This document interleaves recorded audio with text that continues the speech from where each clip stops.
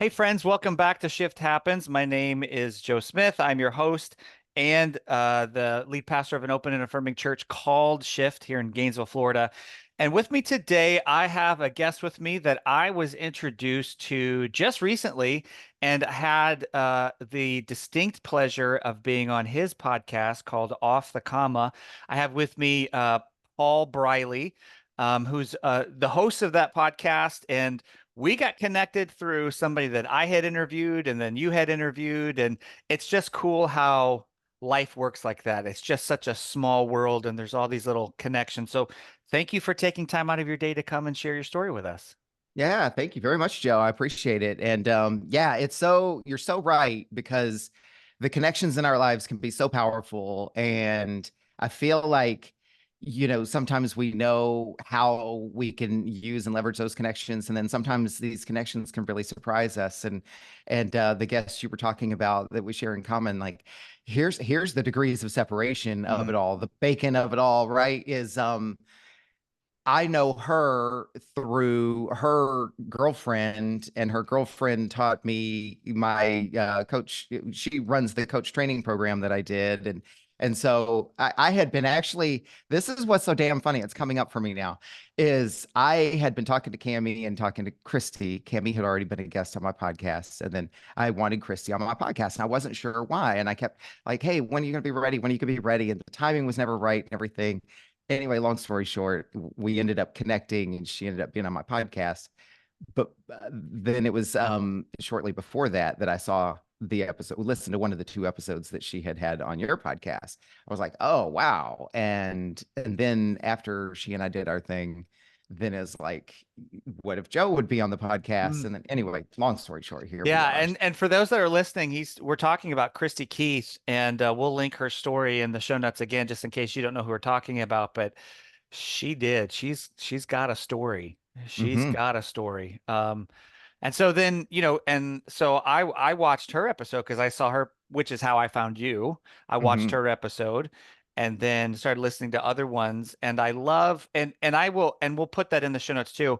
So I will encourage anybody to go listen to it. I love how having been able to be a part of it, but also listening, it's very I don't know if therapeutic is the right word, but it's Mm. therapeutic. And so I love how you bring that out and it's very gentle.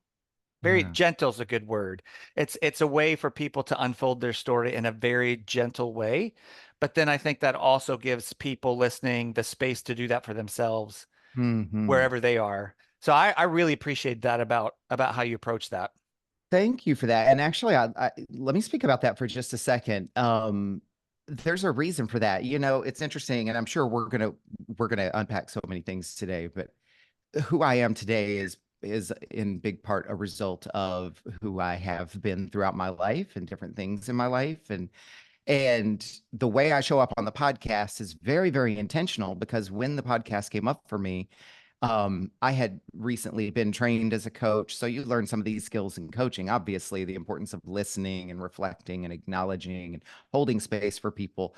And that just landed so much for me. I had had a career in training and development and teaching workshops and coaching people in corporate settings and so forth.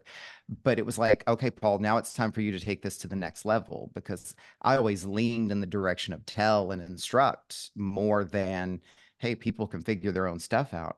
So then I get trained as a coach. Then as the podcast comes up, it's like, man, I don't want to be out there telling people about themselves. I don't want to be an expert. I don't want to be telling people how they're supposed to live their lives. Now, you're already starting to see some connections here, Yeah. right? That I probably wasn't even aware of, but I was just adamant that I don't want to be a podcast where I'm an expert about anything. So that was kind of the underlying kernel. But then as the podcast was unfolding and as I got in it and the universe brought me kind of the wisdom to turn it into what it is today, it was every one of us has everything that we need. Every one of us, is resourceful and can solve our own problems in most cases. Some people have some significant limitations, but we're all able and capable human beings, right? And so the whole thing is if we can actually just hold space and open up and listen to people and truly listen to people, who knows what you can learn, right? So often we go into conversations with an agenda or with an assumption, excuse me, biases, or just this is what I think I already know I'm going to get out of this conversation with someone.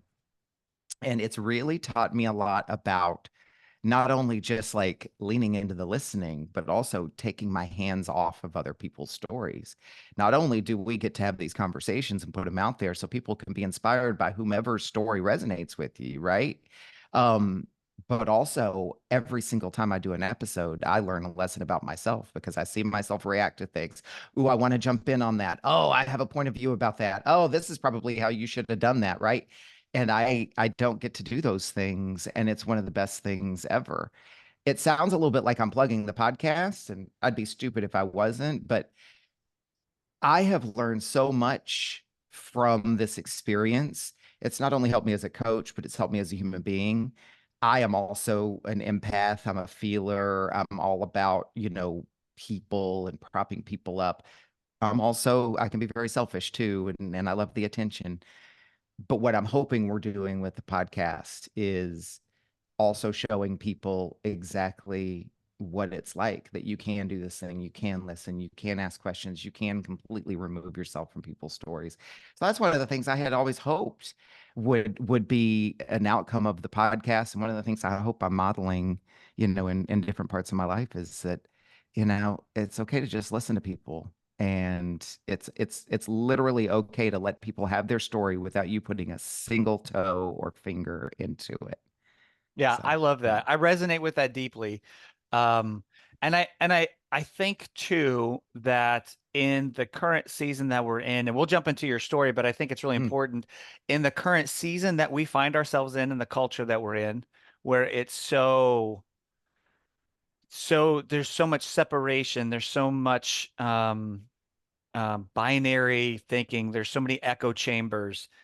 And I think more of that needs to happen. I think that's the only mhm. way forward, right? Is if people will listen and it's stories because Yeah. you know, there are people in my life that we have our viewpoints are like diametrically opposed.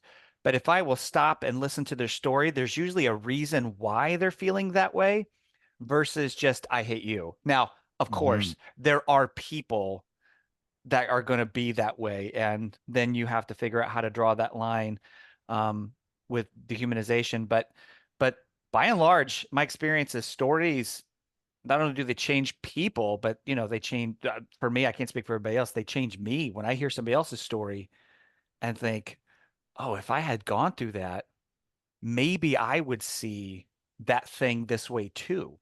Mm, And then that, mhm. that allows me empathy. And then that opens the door just a little bit more for them to begin to empathize with me. And then all Yeah. of a sudden you've got this conversation going that would have never gone before. And yeah, I everything you just said resonates deeply.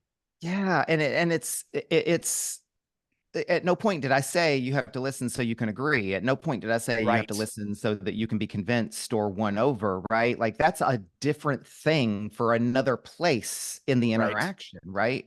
What I find is that there are some people, and I know particularly in the community that you center around, and I am trying to also deconstruct my racism, right? And Mm-hmm. listening to and learning from creators who help me understand their points of view on why they're shut down to listening at this point, and none of my damn business, right? Like Yep. everybody's experience is their own. What I learn about myself in the listening is that even when I listen to people who I'm having a deep visceral reaction to and already being convinced that like I'm opposed, I'm completely like you're wrong, but I'm going to go ahead and give you the respect and the space, right? There's something in there, like you said, I can understand where they're coming from, even if I don't need to appreciate it, even if I Right. don't need to be convinced, but I can at least see a glimpse past the thing into the person, right? And the Yep. who. And what I've learned about myself is, I can be a very moody person. And man, I can be sweet and charming and sensitive and caring and everything like that. But boy, when the tables turn and I'm in pain or, I something happens, I can lash out very easily too. And I've just come to a place at this age in my life where I can realize, holy crap, the reason I lashed out was because I was in pain. This had Mm-hmm. nothing to do with that person. That person wasn't inherently good, bad, right, or wrong in most cases. But they triggered some pain in me, right? That's a separate conversation from abuse or being assaulted or Right, right. so many of those things. But like in a daily conversation, like you could say something in 5 minutes from now, and I'll just completely like without any control whatsoever, just lash back, like Yeah, slap, right? But what ends up happening is like I'll do it and feel the satisfaction of the barb or whatever. And then I'm like, oh, wait a minute. Like, what happened here? Takes a lot of courage to reflect that way and to look at yourself and to yeah, really be open to like, why did I do that? yeah. No, Anyway, I'm rambling a little bit, but no, I feel that deeply. I feel that deeply. That's kind of the season that I'm in, is reflecting back on some of the way that I interact with my own family, and particularly with my son, who he and I have remarkably close personalities. And I recognized recently we had this conversation, and we went on a drive and had a talk, and I realized the reason that I was being so hard on him about particular things is because it wasn't him, it was parts of me that I mhm. needed to work on in me that I was recognizing in him. And I was trying to fix that in him instead of like, no, no, no, that's me, that's my stuff, not his stuff. And I'm putting me on, you know what I mean? So it was just like, Yeah. so I, How I, did you, I feel that. how did you come to that realization though? Like what most of us you just can't see that for so long in our lives. Like, how did you get to the point where you could actually notice that about yourself? Yeah, well, for me personally, we had just come back. We went to a conference a few weeks ago. It's called the Post Evangelical Collective, and they did this exercise where you visualize your grief, and Mm, you give it time to do what it needs to do, to say what it needs to say to you. But it was in that exercise, and it was the fact that we were 2 states away, and there was nobody in the room that knew me. Like there was no, I mean, there were people that I knew that you had connections with from like social media and stuff, but nobody knew me. Like I wasn't friends with anybody in that space. And so for mhm, whatever reason, 2 states away, 8 hours away in a room where nobody really knew me, my body was able to just relax, and that stuff just kind of just started bubbling up. And I realized, mm, oh, I'm acting out of all my wounds. I'm handing my wounds to my kids. That's what I'm doing, and I've got to stop. So that was a hard one. And so I'm getting mm. into therapy, and so I can learn how to actually do that in a good way. But Good, good for yeah, you for the noticing, right? Like I think about folks and myself, my own experiences, like sometimes just getting some distance, getting out of the echo chamber, getting away from the people that you hear the same things from all the time. And like going away to learn about yourself doesn't mean you're betraying the people that you love and care about. It doesn't necessarily can commit you to a course of action that now suddenly you're going to have to make all these life decisions. It's all just information, right? Like yeah, it's so easy for us to collapse but if I do the thing, then that suddenly means something. Like no, like a lot of times in conversations with people, will be like, "Oh, I kind of don't want to say it because blah blah blah. I'm not sure what it's going to mean." And it's like, this is exactly the place you can say it because that person's not here, and you haven't said for sure you're gonna do this thing or not. yeah, Right yeah, on, right? So anyway, yeah, yeah, yeah. yeah, So let's jump into your story. yeah. Yeah, let's jump into your story. So we've talked, I was on your podcast, we talked there and talked afterwards too. So I know a little bit about it, but for those that are listening, that are meeting you for the first time, what was life like for little Paul? Where did you grow up? Was church or church culture part of that growing up? What and where was it? Where were you? Yeah, yeah. So interesting, right? So first of all, for the purpose of your podcast, I just want to let folks know I identify as a gay man. Hmm. Always have been, always will be. It is what I am, right? Or it is who I am, I should say. So I grew up in Fort Worth, Texas, and that place holds a very dear space in my heart because Fort Worth was home. I do not live in Texas now. I live in California, so you could make all kinds of assumptions about that. But when I was growing up, my mom owned a house that was in literally the backyard of the Southwestern Baptist Theological Seminary. And so I want to preface this by saying that I'm not here to bash the seminary. They are what they are. They do what they do, right? This is just I, context. This was my life.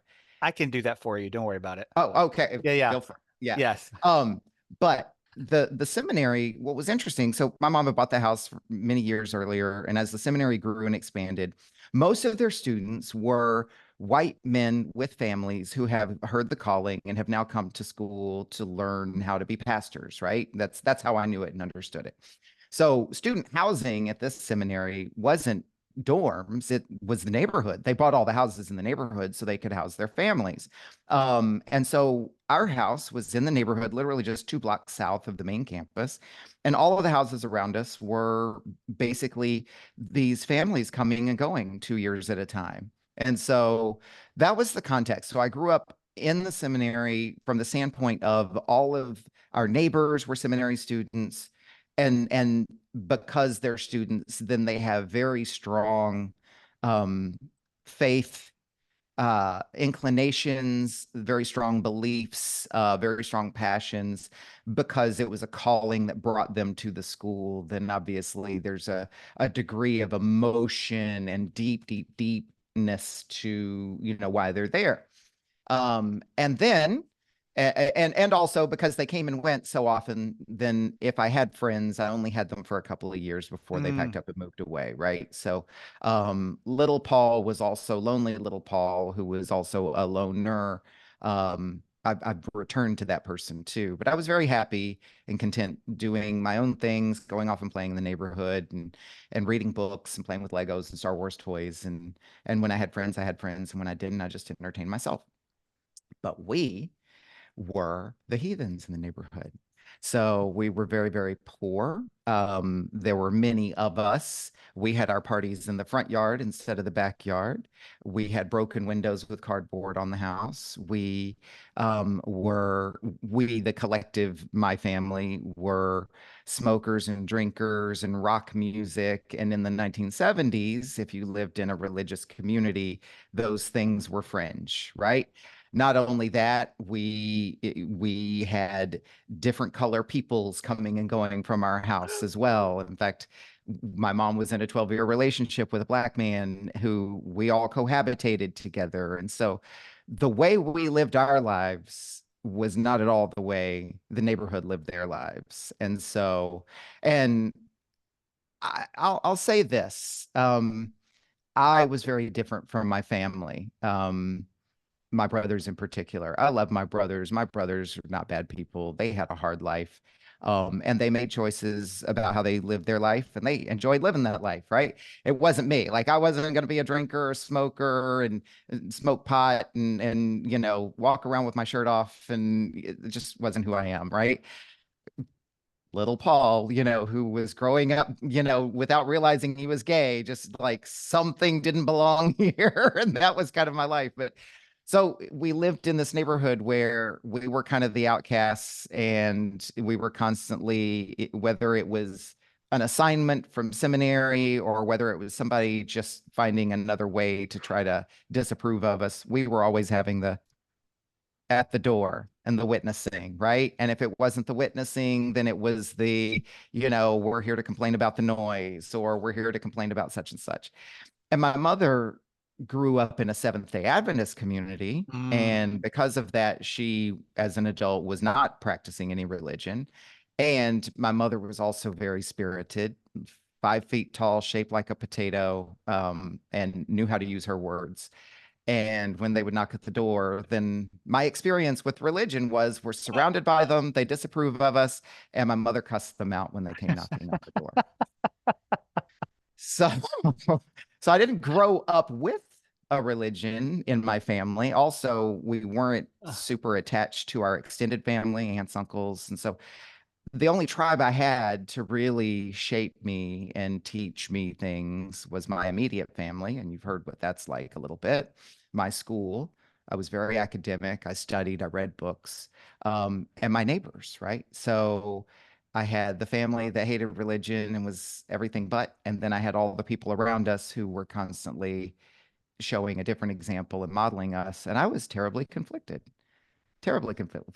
So I was too young to know what I did or didn't want. And I was also in a place of like, who's right here? Mhm. When I hear neighbors' parents, my friends' parents talking about religion, then they're talking about religion and the Bible, and this is Southern Baptist, and then my family who's not into religion, but they're also not speaking about a different way of being or a different type of faith, and they're not speaking in terms that create a compelling case for something else. So I'm just realizing this. I see my family and the dysfunction that we live in and that they don't practice religion. And then I see all these other families who are clean and have nice things and they have structure and their families are intact and they do practice religion. I think that created a tremendous amount of confusion for me because while I didn't have enough of a pull to say, oh, I want to get baptized and I want to be in your faith, there was something that didn't add up for me. Like these people all seem to have it figured out. They all seem to be very functional, tidy, buttoned up, neat, organized. But I kind of don't like this book that they follow. Yeah. But then how is my family modeling anything better? So I'll stop there because Yeah, that's interesting. Um, yeah. I have found in my time, well, I will say this, uh because I was there, there's almost nothing worse than like Bible college students. There's just almost nothing worse. Mm, You take these, you know, younger people, fill their heads with very fundamentalist basement level theology, make it very black and white, us, them, in, out, and then you unleash them mm, on a town, and it's very harmful, not only to them but most definitely to the people that they're around. But I will say that one of the things that I have discovered, and not because of some inner revelation, but just through study and different authors, different faith systems, and seeing the commonalities that humans share, um, there is something to be said about that first half of life, like box, where it's, you've got your boundaries and you've got your structure and how that creates safety for a certain point of life, right? And hmm then hmm having those firm boundaries, or maybe not firm. Well, Southern Baptist would definitely be firm, but hopefully it'd be more permeable. Like those boundaries, kind of do this a little bit. But then how that allows you to then move past that in a healthy way, hmm for those that do. Um, but boy, when people get stuck there, mm, and whatever the system is, but when they're in that fundamentalist box, um, mm. like you said, they're living, hey, they look all buttoned up, like you said, they look like they got it together, and then there's Yeah. the but, and Yeah. that's a big but. It's interesting because now you've got me thinking here. So I will acknowledge this. The institution in general always felt a little hostile towards us because again we were kind of the heathens in the middle of Yes. the collective, right? So I'm sure, and again these were my earliest years, so I know there were some instances where we might have gotten nasty letters from the seminary or the you know uh, I'm sure there were probably a lot of conversations that were had that I was never privy to. Yeah. What I will acknowledge is this: those neighbors that I knew, especially the neighbors on either side of us, the neighbors across the street, the neighbors who had kids that I played with, those people were really, really kind to me. And by default, I think my family. I think there was an element. You hear me pausing because I'm kind of thinking to myself too. They were kind to me in that when I was friends with their kids and I would go to their house, I was always well fed. I was welcome to lunches and sleepovers and come over for dinner and this kind of thing. And there were plenty of times where maybe there was things given, oh, here's some extra clothes we're not using or what have you. It wasn't a pure charity type of scenario, but I was never in that community directly mistreated Hmm. or shunned by any of the people who knew us and knew me. And my mother was friends with some of these neighbors too. And so there were examples of people in that community who, regardless, I have no idea what they believed or didn't believe, but they were still, they would come and talk, they would come and visit. We were welcome into their homes, they were welcome into our home, God forbid. And or, hey, we baked a pie, here's some pie or whatever. But my queerness isn't part of this story yet, because these are all my formative years. Like, it was 17, I was the age of 17 when my mom and I finally moved to another part of the neighborhood, and we were away from the seminary. But I didn't even come out until my early 20s. So we're not talking about gay Paul here. Yeah. That community never got to see gay Paul. So we can talk about that a little bit later. But this was just poor Paul. So this is interesting, isn't this? Right. So this was poor Paul. This was poor Paul who is in that house, with all of those other people that we disapprove of. But I have no idea how they would have reacted if there had been a gay Paul element there. Don't know. I have an idea.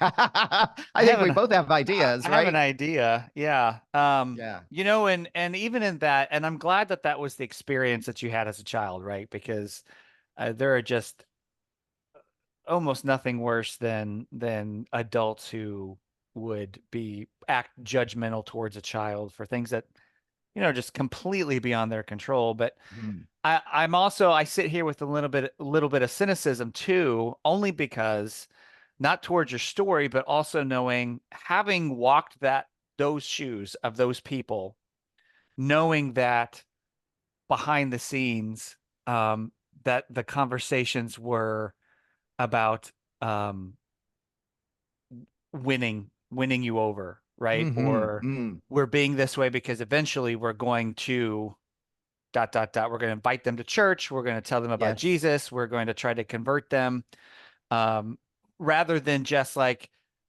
being neighborly. Mm-hmm. Just like there's no motive other than the fact that I want to be kind to you because we share a boundary. Let's share life, right? Yeah. Yeah.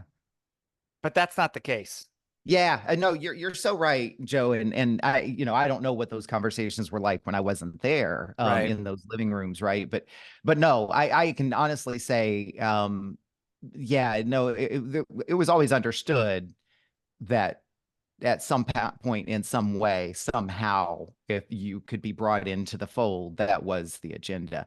And I was invited to go to church with my, again, I'm 6, 7, 8, 10, 12 years old, right? Like, go to church with us. And of course, that's my best friend. Of course, I'm going with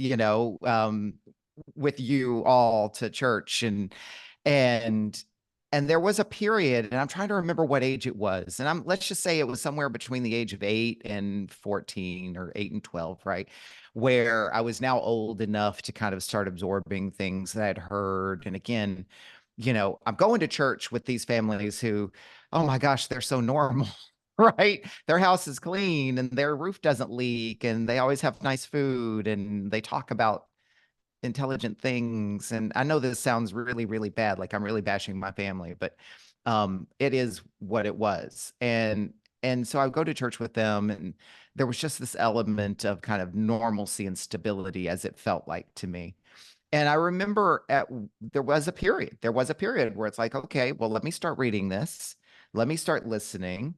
And I was curious, and I was like, maybe there is something to this. And there was something for a short period of my life where I don't even remember all the details, but I toyed with the idea of getting baptized at one point. That didn't really stick. I don't have any strong memories about, that one way or another. Hmm. But I got fascinated for some reason by the book of Revelations. I saw a story, or I got one of those damn pamphlets that's made to look like a comic book, right? Uh-huh. Yes. And I think it's the drama in me. It's the person who loves sci-fi. It's the disaster movies like in the 70s. I watched all that crap. Airport 77 and all the earthquake movies and the fire movies and the giant ant movies and all that. So there was something intriguing about this Revelation story and the second coming and the end of the world that appealed on a couple of different levels. It was interesting. And I remember reading about it or reading, I don't think I was reading the Bible. I could never understand that book whatsoever, but I would read other writings about it, right? And that had me scared to death. And it did two things. It took me down a path of, what is all this? Mm, What does this mean? What is it for? And it was the very early stages of my actually now taking something that I thought at one point maybe I needed to buy into and accept, conform to, wait a minute, what is this? And what does this mean? And then if this is how it's going to end, what's it all for? mm, And what's interesting is that fascination with the end days and all of the stuff that came with it, I think ultimately was the thing that also started to peel me away from taking it any further. mhm. And then I think there was no activity for a while. And then I moved to California in my 20s. And out here, where I was exposed to so many different religions and so many different ways of thinking and beliefs and so forth, is where my journey ultimately brought me to where it is today. Right.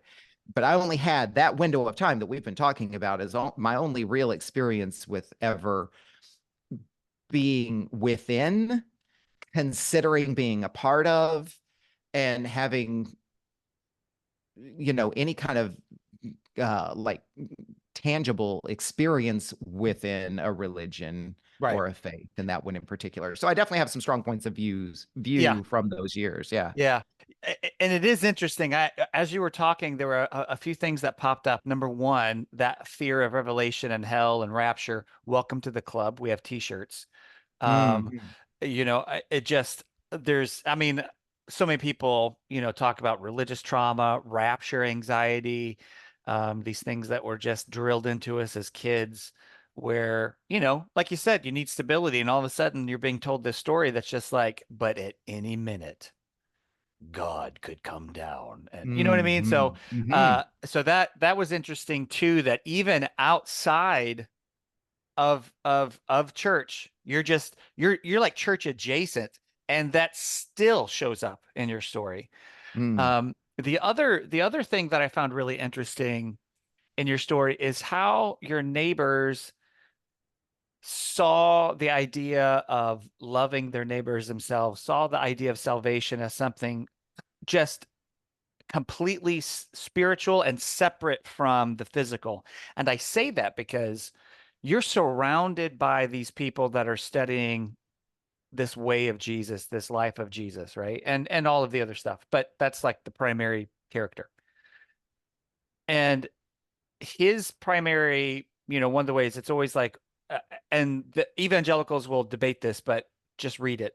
Um, his way of viewing the world was orthopraxy versus orthodoxy. So it's right living over right belief, because you can mm, believe whatever you want, but if the fruit from the tree is rotten, then so what, right? It's gotta be good fruit. mm, And maybe I'm wrong, but I didn't hear anybody showing up to your house to replace that window. I didn't hear anybody in your story showing up to your house to fix the roof. mm, I didn't hear anybody in your story showing up to like tangibly make life better, because it was simply about, we got to win his soul. And I just yeah. wonder how different, so many people's experiences would be if they actually, if the evangelical church would take those words of Jesus seriously, outside of the spiritual aspect of stuff, right? Just Mm, totally remove that. But just that idea of making life better, bringing heaven to earth, if that's how you want to phrase it, right? Of like, hey, what if we fixed his roof? What if we fixed their, yeah. I just Yeah. didn't hear it. Wow. Wow. There's a couple of things going on here. So one, yeah, you're right. And yet, I think about the neighbors who did bring food, or maybe like, hey, And we'll that's, take yep, that's fair. yeah. Yeah. So there, I'm going somewhere with this. So bear with me. I think about all the neighbors who did this and this and that and that, right? And absolutely grateful for that. And yet, you're right. There, I don't know if there were ever any offers, because again, I also had a mother who was so leave us alone. Like, Mm. I don't know that she wouldn't have turned them away. Now, I'm not negating what you're saying here. I'm going to come back to this. Bear with me here, because there's a couple of things at play. So you're right. And yes, there was food and there were things, and we'll take Paul to school and that sort of thing. Um, and because of those things, how easily I say, but no, they all did the thing. It was okay. And then of course they're good. And of course, just because they didn't fix the leaky roof, well, they brought food and they took me to school. So of course they're okay, right?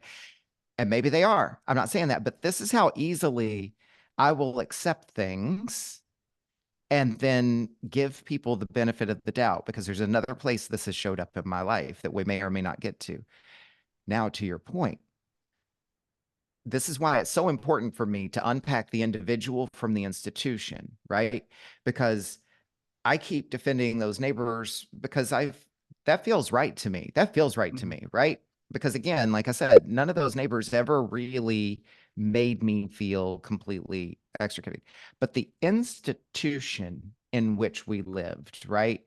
The seminary itself, with its limitless resources, and I mean, that campus was swag in the 70s. It's even more swag now. I just recently drove by that campus on a trip a couple of weeks ago just to see what the old neighborhood looked like. Um, yeah, I don't recall. Maybe they did and they were turned away, or maybe it didn't happen. I don't know. I was too young. But to your point, did the institution take advantage of the opportunity to say, this is a family in need, regardless of what they believe, regardless of how they act towards us? Is it not even a good exercise for us to test ourselves in our belief to let's organize something? Like, right?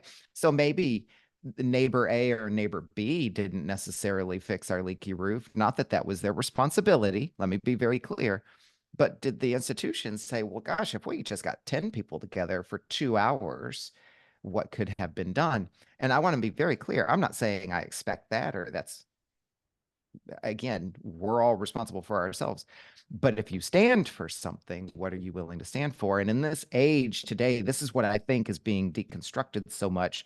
And I've been learning so much from all these other conversations outside of white supremacy that are showing us about ourselves and teaching us about ourselves is, it's not that you have an obligation to, or that we expect you to, but it didn't occur to you to, Mm. right? Wow. Yes. That's good. Mm-hmm. That is good. And Yeah. that's true in all kinds of areas, right? And that's one Mm-hmm. of the things that for me personally is the season that I find myself in. Is like I have deconstructed a lot of the theology, I've deconstructed a lot of the structure, all of the structure.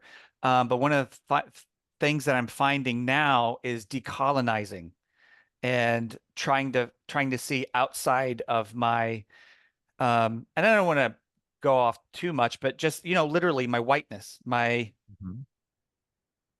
my absolute privilege in the United States, and recognizing that, like, no, there's entire ways of seeing the world that are just completely foreign to me. Mm-hmm. And so, like, the authors, I'm choosing authors very carefully because I want to see, I want to learn, I want to, like, oh, that's deep down inside me. I didn't even know it was there. I want to, because you're right. Because there's so many times that something happened and I'm like, it never even occurred to me.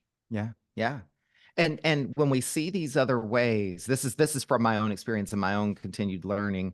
And I think it's human learning. I think it's relevant to us right now, white people in America, because of how much we have drank the American dream Kool-Aid. And Mhm. that's all by design. Like, Yes. that doesn't make us bad or weak people. It means we did exactly what we were designed to do, right? But this occurs throughout history in other ways, other contexts, right?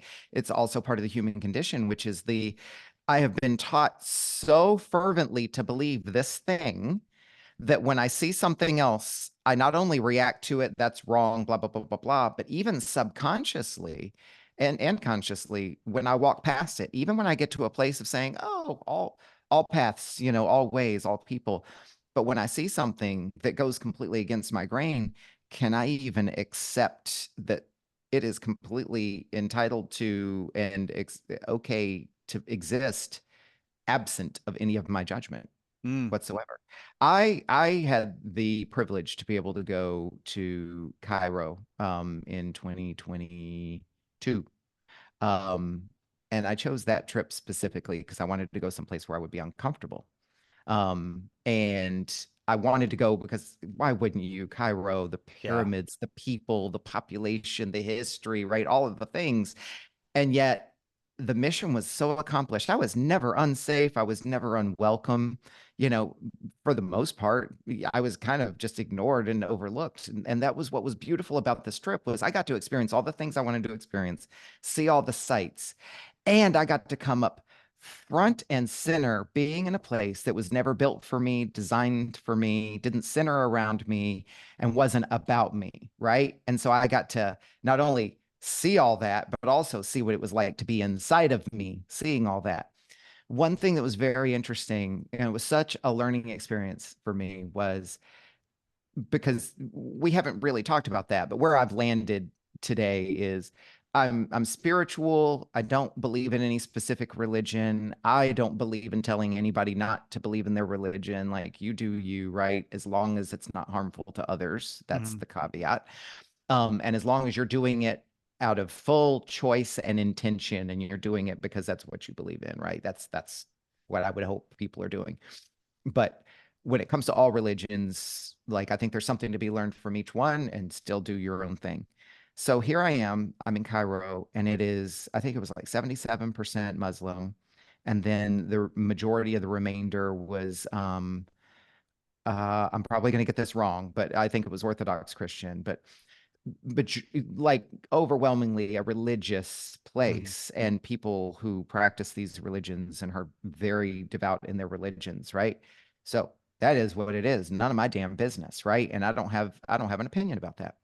What I found myself experiencing was I noticed, I mean, and Cairo's 25 some odd million people. So, and it's history, right? So you have people from all over the world there. And particularly when it came to how women were expected to dress, right? So us folks Mm, over here in the West, with our religions over here, our Western religions, Christianity and so forth, and what we believe about women and what women should and shouldn't do, as if that's even my business, right? But seeing women wearing the coverings, everything from maybe just a headscarf to full niqab, hijab, and gloves and eye covering and so forth. And so I don't have an opinion about it, but I was noticing it's like, man, I'm like, I have these questions about why are women required to do this, right? And I'm not versed in the Muslim faith. I'm not an expert in any way, shape, or form. But instead of like reacting to that, and it's like, oh, that's bad, that's wrong, and women should have equality and this and that and everything, I just noticed myself noticing these things, being really, really curious and fascinated, and also noticing it's like sometimes I'm having a feeling about this because I kind of, there's a part of Paul, it feels like we should all be equal, men and women should not be telling each other what to wear and so forth.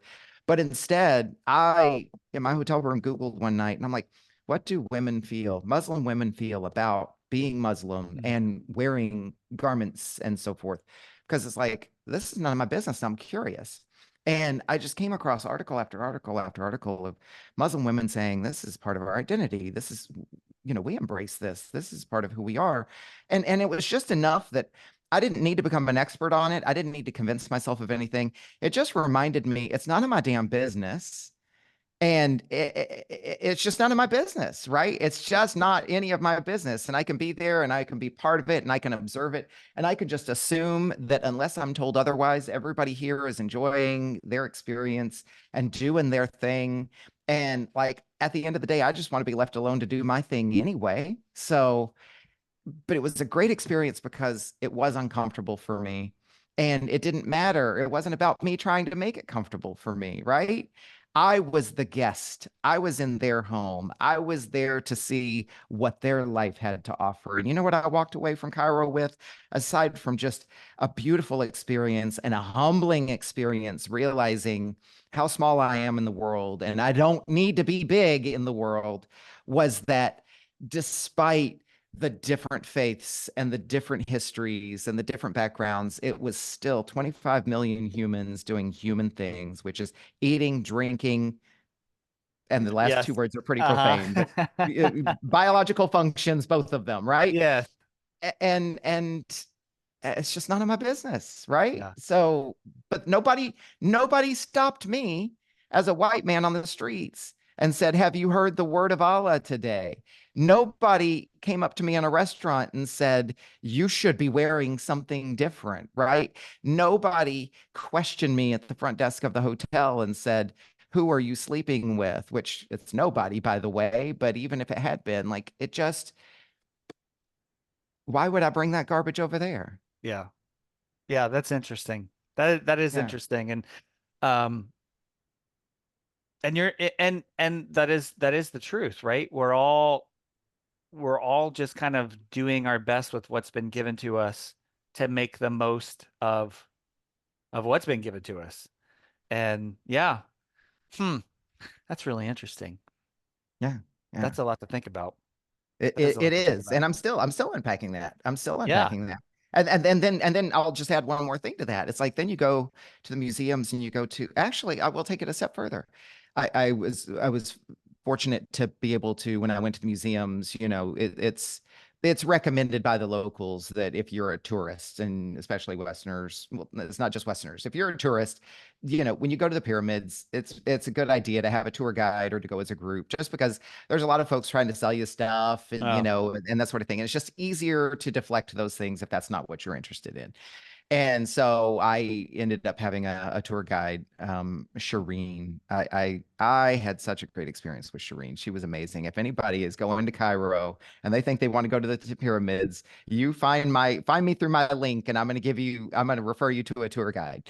Um, but it was great because I got to ask her questions about, what's daily life like and what are the things y'all do. And, daily life was same as ours, all the things they do and so forth. And she also had all this tremendous insight about, things that had to do with beliefs and politics and faith and so forth. And it was just like us being able to have the conversations and then me being able to ask the questions like, well, what does that mean when they do that? Or like, well, when you go do that, like, how do you really do that? And so it's cool. Then you go in these pyramids and you go in these museums, and when you really look at the words beneath the words, when you see what's happening in the hieroglyphs or you see the dioramas and you see the artifacts and so forth, same stuff, same stuff, same people doing the same habits, the same daily practices, and the same drama. One of the things that kind of cemented that point was, I think it was the largest pyramid, and I don't have the correct names, but um, where the pharaoh who had built the pyramid, and again, according to the stories that are right. currently attached to the pyramids and the history that's currently attached to the pyramids, had built a separate home or a separate burial plot for his mother. Mm. There's a small pit adjacent to the pyramid that was actually the tomb for his mother. And it was like, yeah, so there was mama's boys 5,000 years ago. Right? Like, I mean, it's just the humanity of it all, like the That's funny. commonness. Like, why do we separate ourselves? Why do we segregate ourselves? Right? You know, And I and I I have so many thoughts on that, and I don't want to deflect from your story because I think it relates to your story, because I want to jump back into it. But I mhm, think a lot of the reason that I think we separate ourselves is simply because of fear.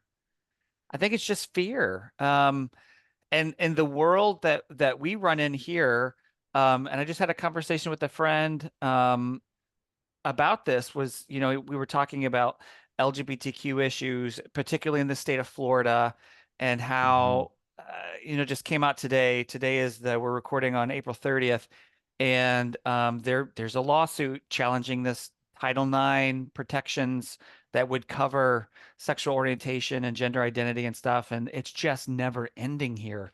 Yeah. And we were talking about it, and I told him, I said, I think that part of the problem for us, that's on, if you want to use that word other, us and them, and I don't mean that in a bad way, but just for the sake of the discussion, for us coming from the more traditional view, or evangelical or conservative, or how you want to word that, we're so disembodied. We're taught to be disembodied, especially in the church. We're taught to be disembodied. The flesh is bad, the spirit is good. And they don't Hmm. realize how Platonic Plato that is. Um, but because of that, we disembody ourselves from the experience. And so Hmm. it's not how you're feeling. Don't take your experiences into context. And amongst my queer friends and the queer community that I get to be a part of, there's a very embodied way of living, and for those that are spiritual, it's a very embodied faith. And it's because they've done the work. They've done all this shadow work. They've done all the work of taking these splintered parts of themselves. And I'm not saying that everybody's completely whole, but everybody that I know is at least on that journey Hmm. of doing that work. And over here, we're taught to not. We're taught to ignore, and these parts are wrong and sinful. And I think that within the context of the conversations that I normally have, I think it's fear that that the work that they've done causes fear over here, because Hmm.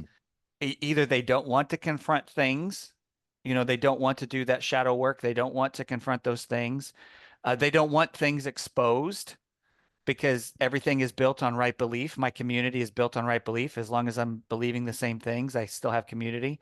But Hmm. I think ultimately it's just this fundamental fear of them, of ourselves. And they see that reflection of like, oh, but look how they're living.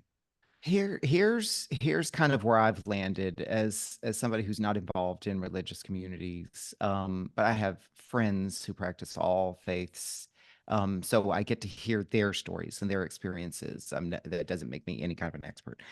Even if we take ourselves outside of religious communities, those same behaviors repeat in other Hmm. types of communities as well, right? To your point about fear. And as humans, again, these are all my beliefs, but it is it is easier to attach yourself to something that somebody else has constructed for you if that takes care of all of your needs, right? Like if we're living in fear and we don't know the what, the who, the where, the when, and somebody says, "Well, we've got a package for you that takes care of all those things." It's easy as humans to say, "Okay, I'll sign up for that," right? Yes. And then if you have taken all of your life savings, all of your life's currency, physical, mental, emotional, spiritual, and used it to purchase that package, then to have somebody say that package doesn't work all the time, or that package, the wrapping leaks, or that package might actually, like it's going to have some side effects, and it might actually harm you in the long run. How could you not fight and resist that, right? When you have invested so much in it.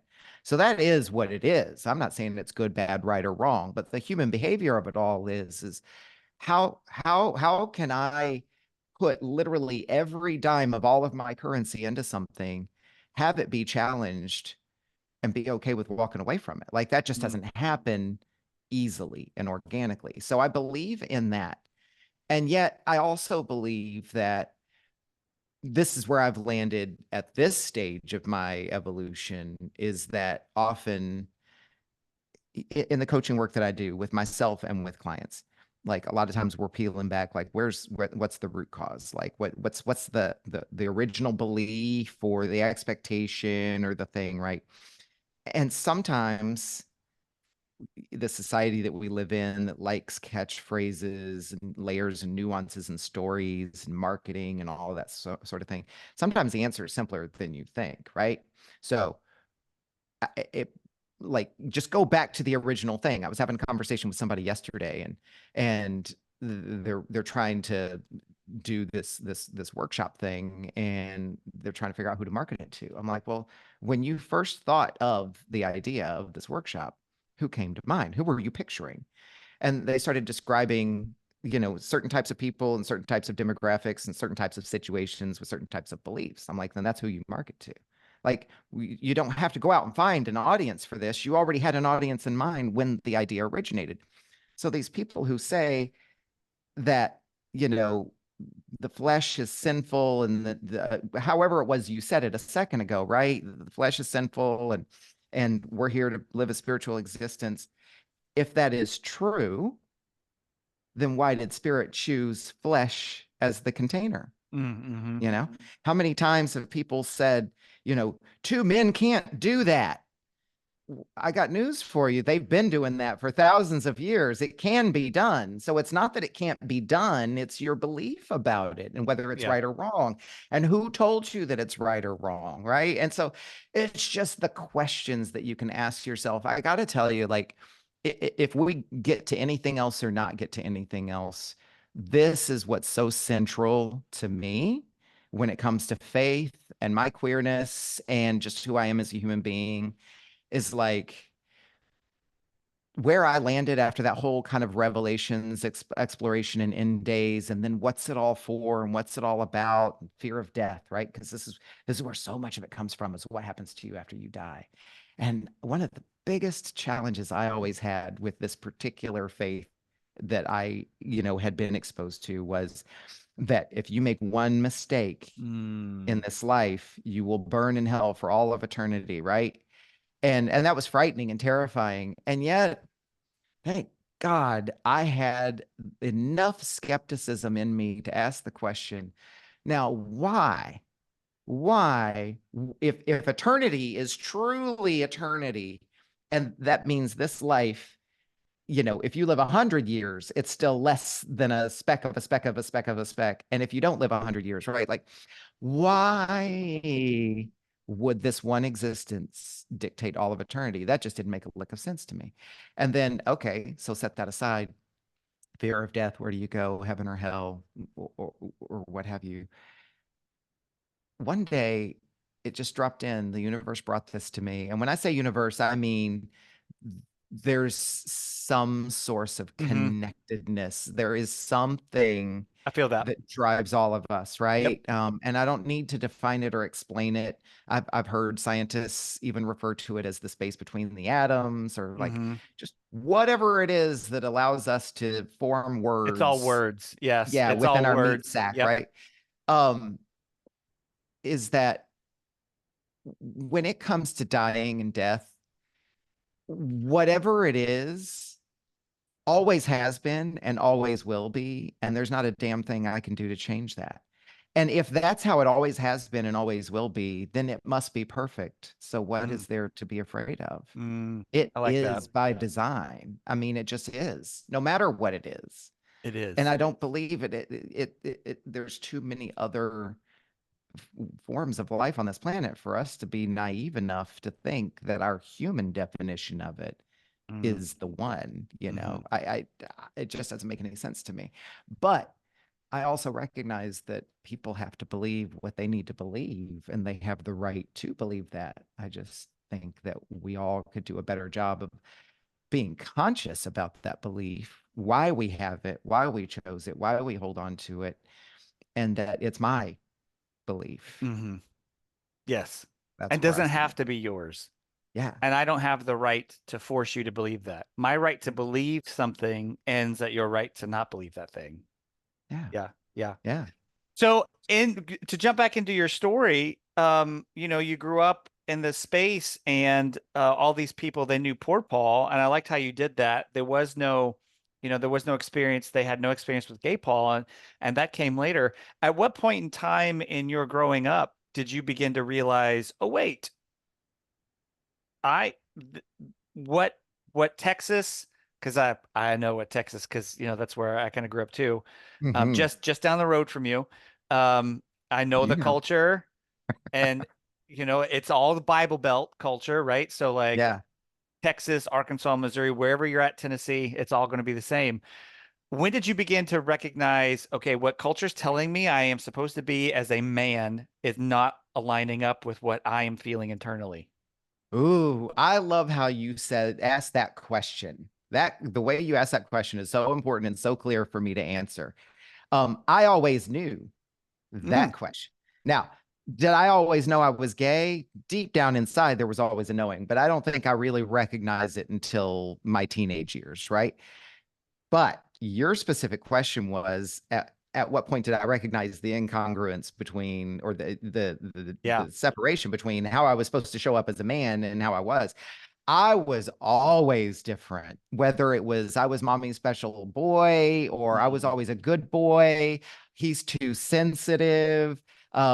He's too emotional. And then I had these older brothers who there was a 7 year gap between myself and the next oldest one, and there were five more of them.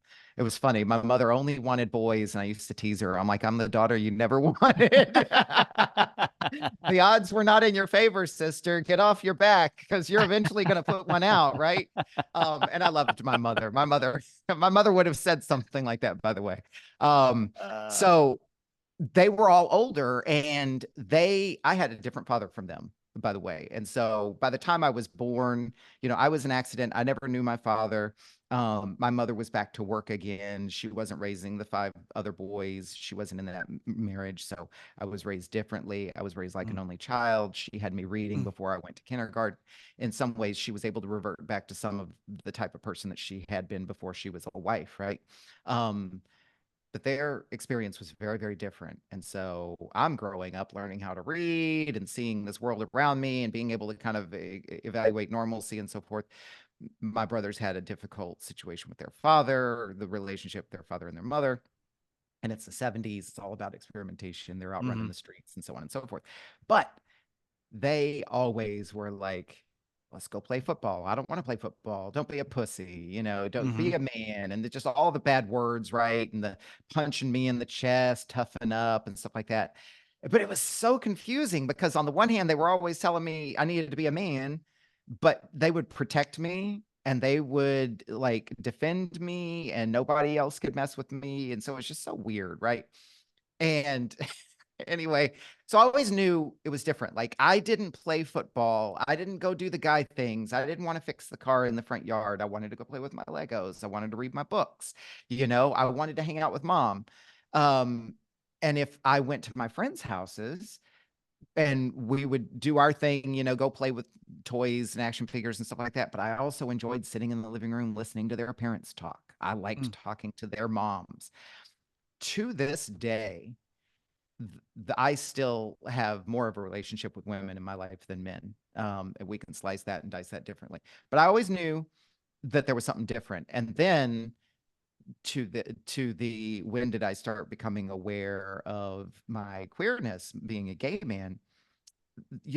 I think it's like you have this moment where it's like, oh shit, this might be me.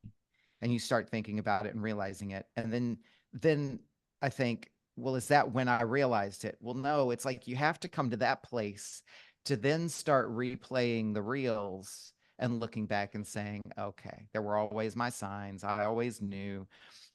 But I started realizing, like at a very early age, before there was a sexual element, there was always a different type of an attraction to the men in my life. There was just a different vibe. It wasn't like I'm like them. It was this strong sense of affection towards guys, right? Towards men in my life, which again, the only men really that were showing up in my life were my brothers who told me that I wasn't a man, and and then all these other disapproving pastors mm, around me, right? Who like whether they were telling me I didn't fit in or not, they were showing me I didn't mhm, fit in. Then when it's Fort Worth, Texas in the 70s, we at least live in the city, so we weren't in a place that was completely removed, right? Um and so we were around other types of ideas and people. And, this is the era when you've got Soap. It was a TV show, the first mhm, one with Billy Crystal, a gay character, and then Three's Company, where there was just like the hint of if he was gay, this is what it would be like. And then more shows were starting to come out. So it's like gay was entering the conversation, but not in my world. right? We didn't have gays around us, as my brothers would say it, right? I didn't have any gay role models, gay influences, gay friends, nothing like that. So I had two coming outs.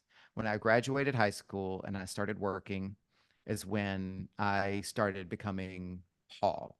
Like I'm no longer trapped, confined, restrained. I'm out working now. I'm making some money. I lost a bunch of weight. And suddenly I'm like, ooh, something's blossoming here. And at the same time, that's when also I started approaching my official coming out, which was about 20. I think I came out to myself maybe before I was 20. And then it was maybe like between 23 and 26 is when I kind of checked the box on everybody who needed to be told. My experience is different.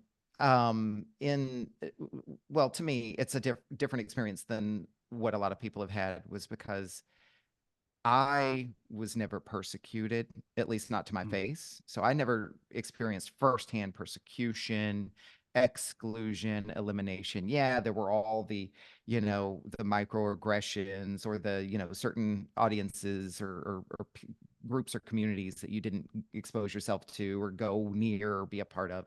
But as a general rule, like I was never denied a job or assaulted or attacked or anything because I was gay that I can recall, right? And in fact, when I went through my coming out stages, it was just this deathly fear of telling people, what's that going to mean? How are they going to react? And quite a number of people were like, "Well, we've been waiting for you to tell us this," right? So I was that guy. Like it was very fortunate, and what was interesting, again, I think because I've always been a little bit of a loner, kind of go my own way. I don't necessarily, we all need Mhm. recognition and love and validation and affirmation, but I didn't necessarily need it to define me in a concrete way. So it's like, okay, yeah, I love the attention, or I want the affirmation, I want you to accept me or whatever. But then I would go my own way. So I can remember having conversations with friends about, can you be gay at work? Can you be out? I used to teach workshops. I would be teaching in front of people, Mhm. different people every week and so forth. And I think it was that it wasn't, and challenge me on any of this. It wasn't that I was never in the closet. This is what it felt like to me. I wasn't really in the closet. People knew, but I wasn't, it also wasn't something that I felt compelled to make a big presentation of, right? Like it was who I was. I used to make a comment to friends. It's like, I'm not gay Paul. I'm just Paul who happens to be gay, right? Mhm. I'm still Paul doing Paul things and so forth. So that's why I say I might be a little bit of an outlier in that I've always supported the queer community. We would go to events. We would, my friends, past partners, whatever, would frequent gay-owned businesses and so forth. I was never really an activist for the cause. I was deeply affected by things. I can remember the first time I was ever really affected was Matthew Shepard. Mm. And that Mhm. was my first experience with holy shit. Like, wow, I've been lucky. That's Mhm. that's what I took from that. I've been lucky that I've been able to navigate the worlds that I've navigated and never have been, Yeah. rejected, much less assaulted. And then you look back and it's like, and I did that in Texas, in Fort Yeah. Worth, Texas, of all places, right? So so I don't really have a punchline or a bow to put on that one, but like, yeah, I mean, like I always knew I was different, and even in my queerness, I still feel different because I don't really have I don't have a big tribe or group of people around me that specifically identifies in one particular way. And so I maybe the point that I'm trying to make here is that with everything that's going on in our world today, and particularly in this country, it does affect me. It disturbs me very deeply.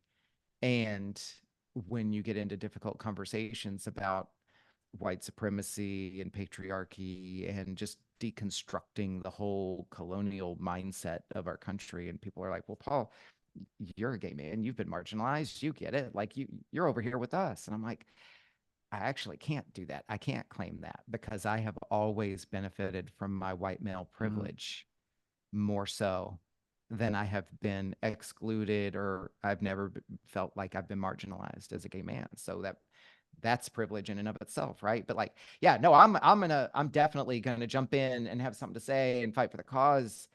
But I'm not going to sit here and pretend like, oh, Right. I'm a victim, because no. In fact, if anything, I have an obligation to fight for the cause from the position that I stand in, right?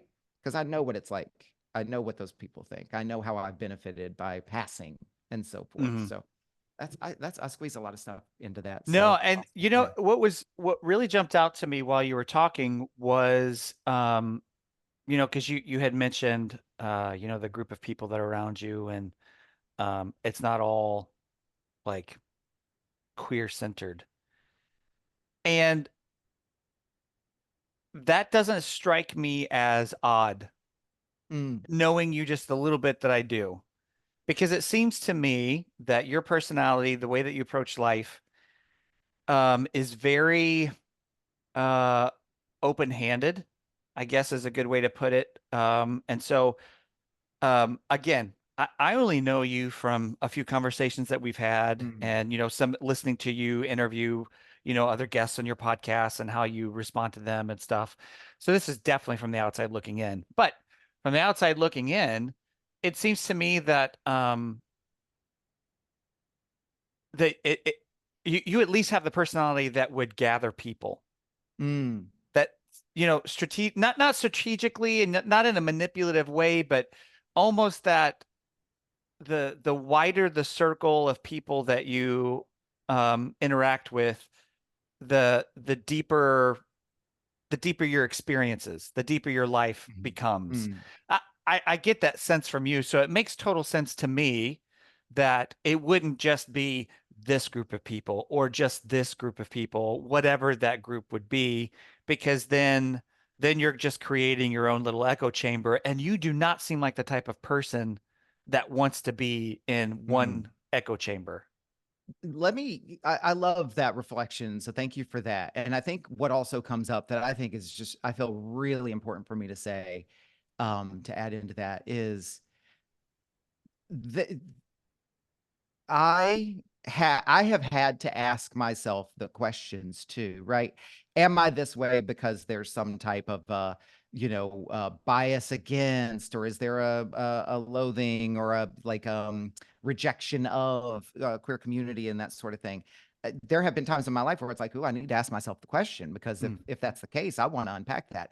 And where I land is no, I feel pretty confident that and comfortable that it's like my not necessarily centering myself in the queer community isn't a rejection of it. Quite the opposite. Um, I have very important people in my life who are queer. It's just the queerness isn't what binds us together. But I want to be very, very clear. I also admire, and there's also a part of me that envies when I see it in my community or when I see it on television or whatever, when queer people have formed a really tight, mm, close knit, group, family, tribe. Like we say in the queer community, you probably heard this before. There's your biological family, yep. and then there's your logical family, right? And I don't remember who coined that term originally. It's not mine. But I admire that. I admire and even envy to a degree these small, close knit groups, communities, families, and so forth.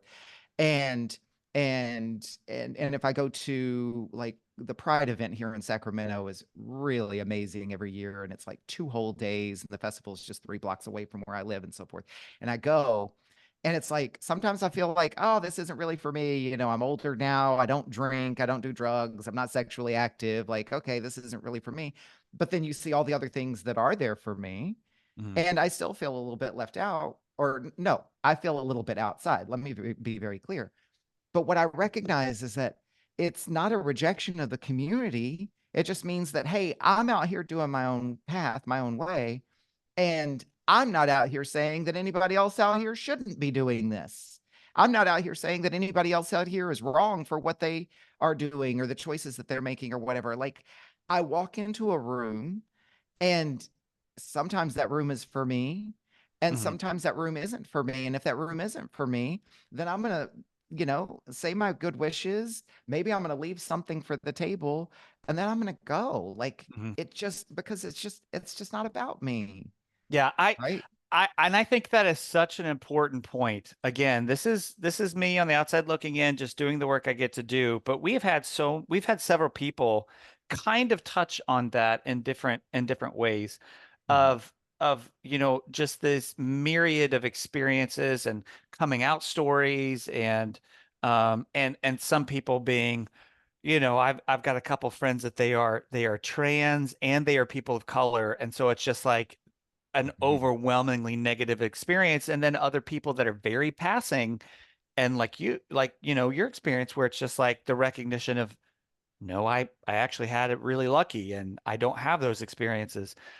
And it does speak to the fact that um it's not a I just lost the word. It's not just one big block, right? It's not just Mhm. one big block of people, and everybody's the same. And it's all of these people all over the place, from all over these different, and with different experiences, and how they're all valid and real. Um and I think that's important for people to know, especially right now, because we live in this age of social media where it's like you see these really loud examples held up as, no, this is what it means to be, and then you can just fill in the blank. And if you're Mhm. not this, then are you really this thing? And I Right. think I think, for people coming up that are younger, I think that's a really dangerous place. If that's the only example they have, Mhm. and say it's either this or not, man, uh, that's a really fundamentalist way to view life. Mm. I so appreciate you saying that. And it's like, and recognize that two things. So where I sit and when I consume social media content, now I have developed an algorithm on TikTok that's such that I can just change the channel, so to speak, and I can see different versions of it, right?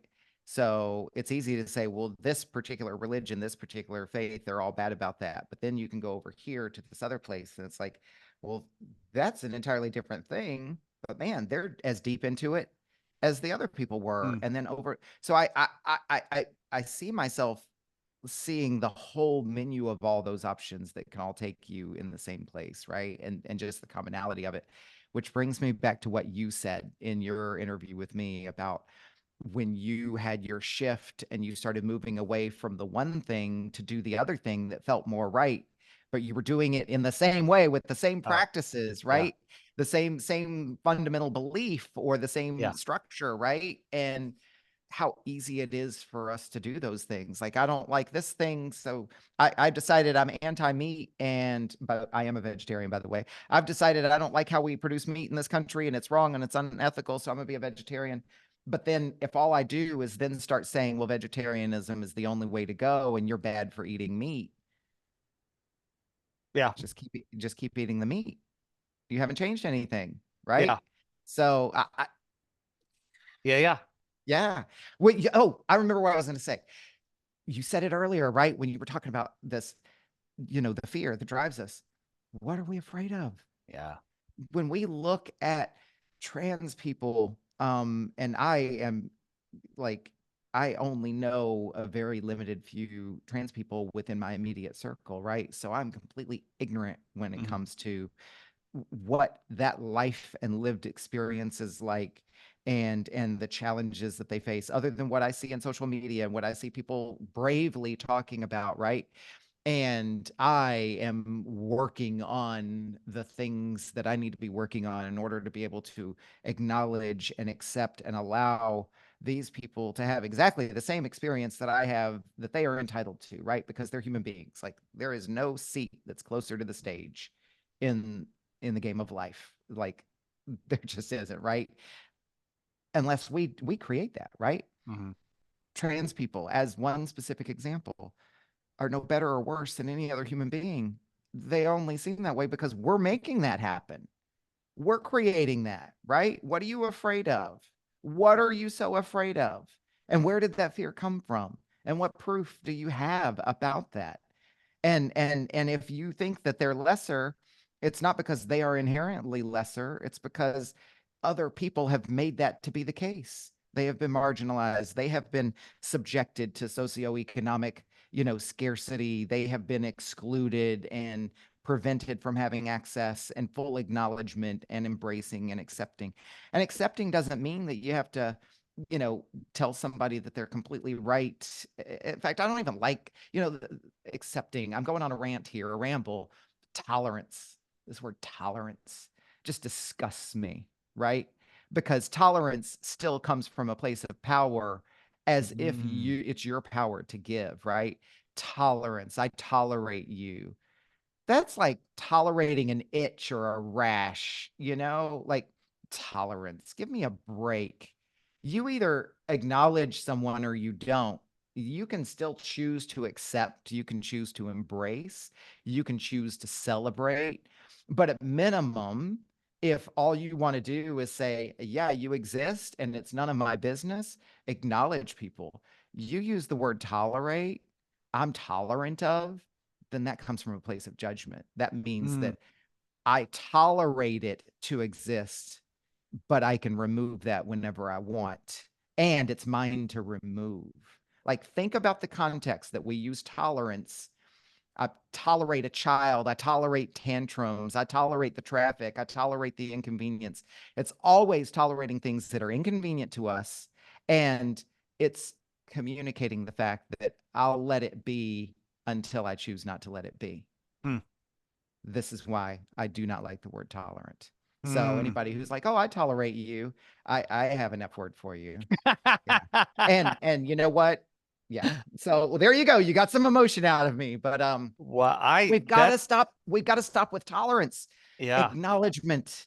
yeah, I like that. Acknowledgement. You are human. You have a place, and your place is not my business unless you and I make an agreement that it's going to be. But that Yeah, has to be a two-way agreement. an agreement. Whew, Yeah. I'm feeling it. I, I, I have, again, we talked about this. That's one of those moments where that's never occurred to me. Mm, Um, and again, I can't remember the last time I even said the word tolerance or tolerant or whatever, but that's absolutely correct. It is. It's coming from a place of power mhm, because it's not about you. It's about me. mhm, And coming from a position that I come from that has been given all the power in the world that I want. Um, boy, that can be really, really harmful. mhm. Just even in just even how you phrase that, which is the Yeah, way it's phrased. yeah.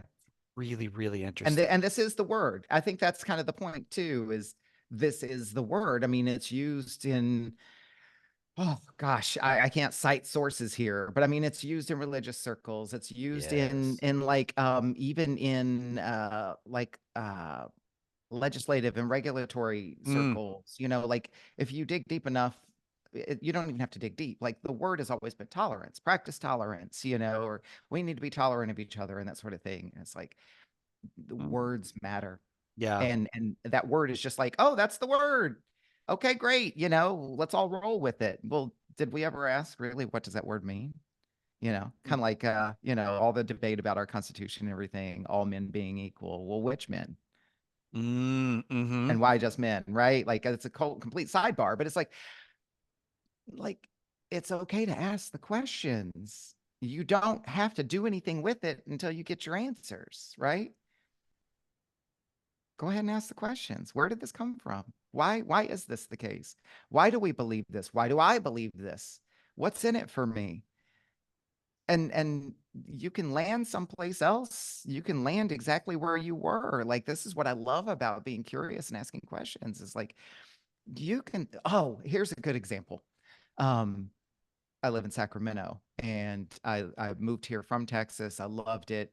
After the housing crash, I ended up making a choice to take a job in another state. And then I ended up moving back to Sacramento again because this is where most of the people that like I have a circle of people here that feels like family. And so I have people everywhere, but this was where I have the biggest concentration of people. So Sacramento has always felt like home for me. And I come back and I'll be in a store or someplace and I'll be having a conversation with someone, particularly younger people who haven't yet done a lot of traveling. And oh, where are you from? Oh, I just moved back, blah, blah, blah. Why did you move back here? I'm like, because I love it here. And they're like, oh my God, it's awful. It's terrible. It's whatever. The conversation ends up being, don't knock it until you have gone other places, right? So ask the question, go the places, and then if you decide you come back and it's like, I don't like it here anymore, I'm going to move, then great.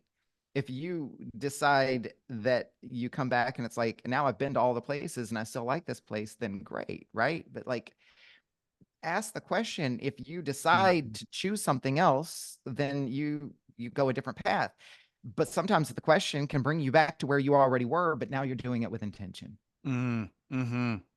I love that. That's a great example. That's a perfect example of that too. Yeah. Yeah, ask the questions, learn to ask better questions. Yeah, one of the things that I have learned recently is like when, during that inner work or whatever, and things come up, is to meet it with that curiosity rather than judgment. And that allows me to ask questions. And it's Hmm. it's been like, that's interesting. Why do I feel that way? Or that's Hmm. interesting. Why, whatever. And because I've been intentionally practicing that, I've been able to recognize certain things. And it's not judgment, it's curiosity. And Yeah. that's I love how you phrase that. Ooh. And Yeah. let me tell you, here's the other big one too, is get curious about your curiosity too. Because I've noticed this. There was someone I was with a number of times. We'd be in a restaurant and my mother used to do this too. I think this is why it stands out. Like you'd be in your conversation at the booth or whatever, and now suddenly a family has come in and they decide, oh, I'm going to get up and go over there and say something to them, speak to them. And in their mind, they're being nice, they're being affirming, they're being complimentary and so forth. And it's like, I want to go and compliment their blouse or tell them that their kid has cute hair or what have you, particularly when it's people of color, right?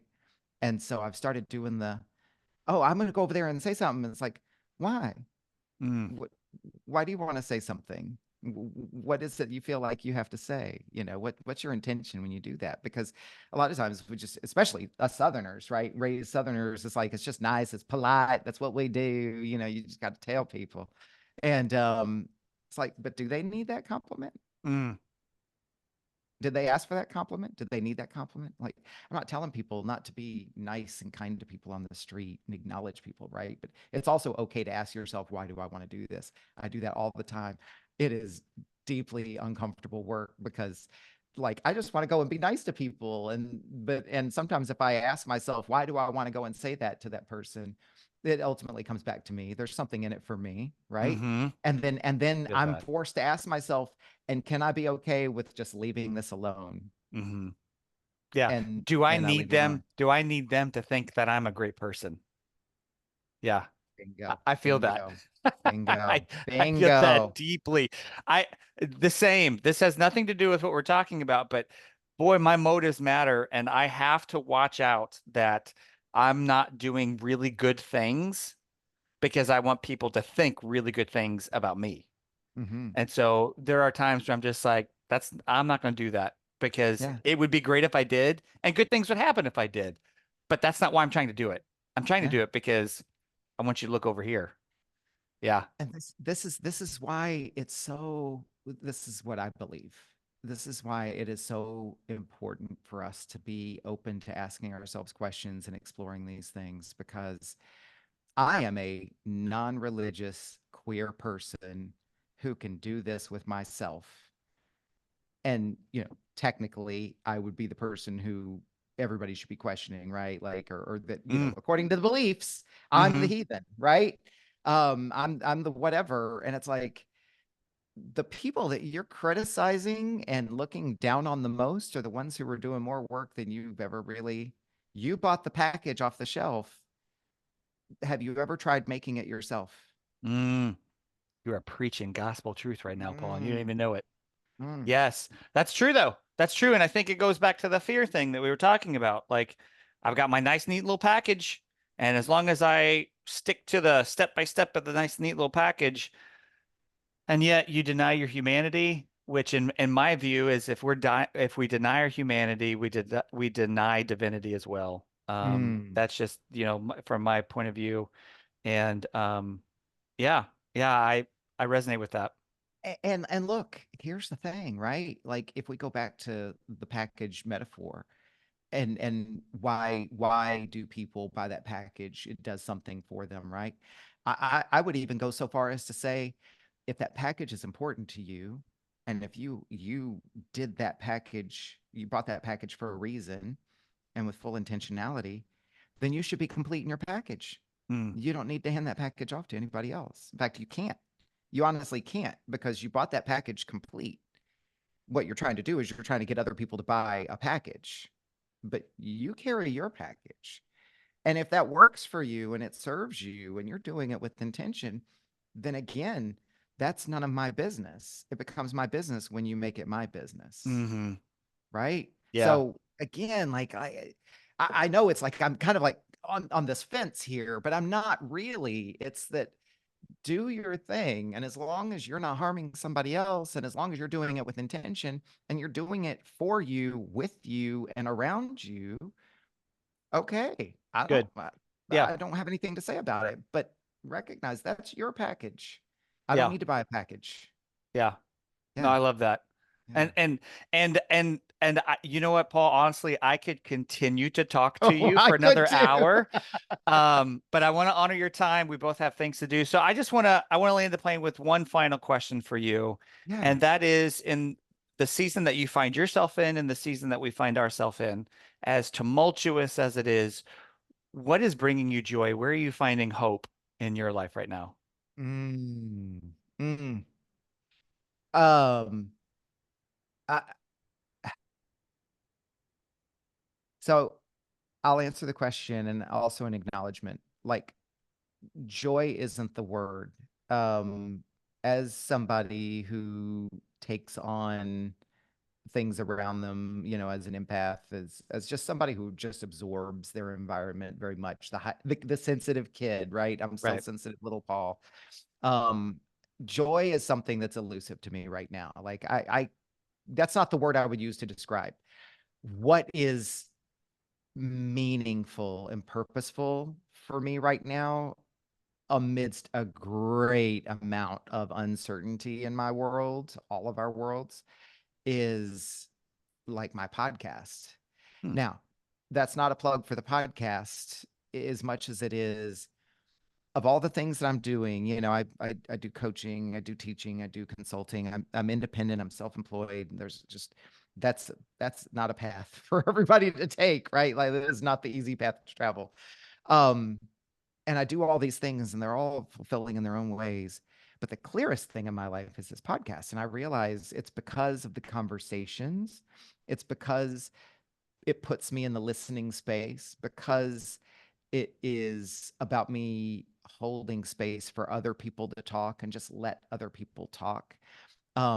It's a lot of work. You know this, right? We were talking about it before we started recording. It's a lot of work. There's no money in it. I don't do it for money. It costs money.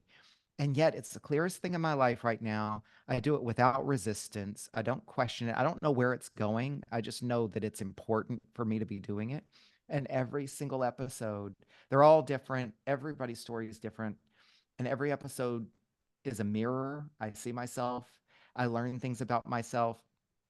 And I also get to see myself experiencing my own reactions and just taking my hands off of other people's stories. And it's beautiful because it's not just, hey, that story inspires people and I hear those comments, but it's also what happens when we hit stop on that record button and then we do a little how does that feel or whatever, and just the experience that people share, the oh man, that felt good to get that off my chest, or that didn't go the way I thought it would, or I actually just realized something in retelling the story, and so many different things. And it's like that.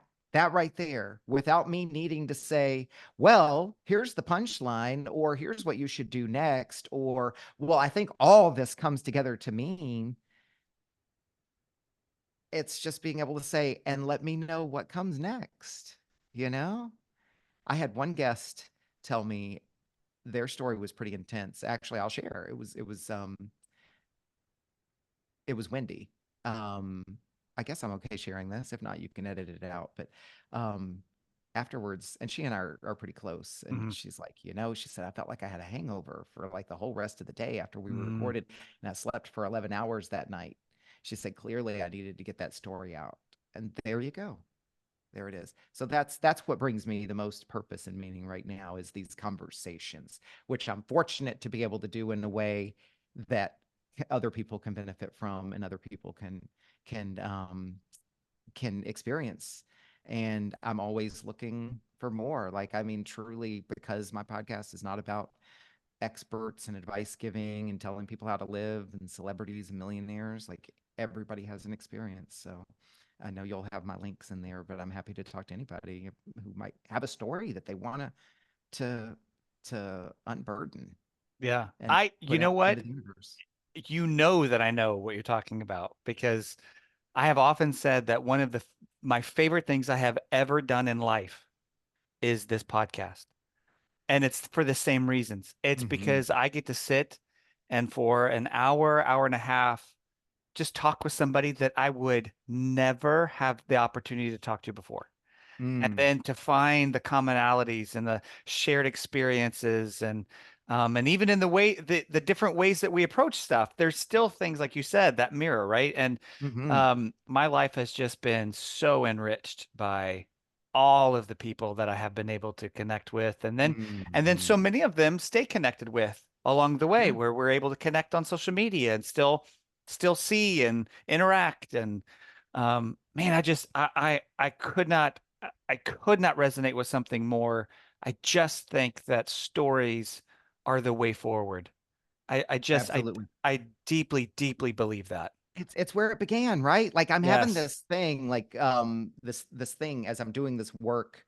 By the way, I'm actually, because people agree and consent when they do the podcast recording, so it's out there for the universe to Yep. hear. I'm teaching a workshop tomorrow that's called it's about conversations with intent for a client, and I do a whole section on listening, and I'm actually pulling in excerpts Mm. from the podcast, just little, like, 20 seconds of something that somebody said, to be able to say, what did you hear? What would you acknowledge them for? What would you reflect back? Right. Oh, that's And so, good. like, you just never know, like, this work is expanding. Right. Yeah. And what I was going to say about that was, I lost what I was going to say. I completely forgot what I was going to say about that. Uh, Um, I feel that too. yeah, yeah. It I just, feel it too. it's just the privilege of being able to be there and oh, Yes. the storytelling. I remember what it was. I'll pause. Um, so the storytelling, it's where it all started, right? Yeah. Like, this thing has been showing up for me. That I keep getting these visuals of, like, we've lost the art of passing down knowledge, Mm. and it used to be telling stories around the campfire, and that's how history was taught. And back to our earliest ancestral days, and throughout probably the largest part of our history, Yeah. before we had the technology that we have from the last 100 years, it was always storytelling. That's what it is now. That's what we're Yeah. doing on TikTok, for God's sake. It's Yeah. Yeah. storytelling.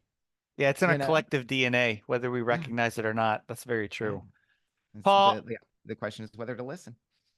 oh, yes, that's very true. That is true. That is true. And I think that's a great place to stop. Like I Hmm. said, I could continue to talk to you all afternoon, Likewise. but we both have lives to lead. And Work so to I do. just yes, and so I will tell you that all of your links will be in the show notes. So I encourage everybody not only to go check those out, also go subscribe to his podcast. It is exactly what he said and exactly what I said, and I find it's one of those type of podcasts that you don't have to be like it's some of the stories are intense, Mm. but it's not something where I have to I don't need to take notes. I don't need to, I can just get lost in the story. If that's what, Hmm. Hmm. if I can describe it that way, I can just get lost in somebody else's story and find parts of mine in it as well. And so all of those are going to be on there. So go find those. If you're wanting coaching or if you're wanting any of those kinds of things that he does,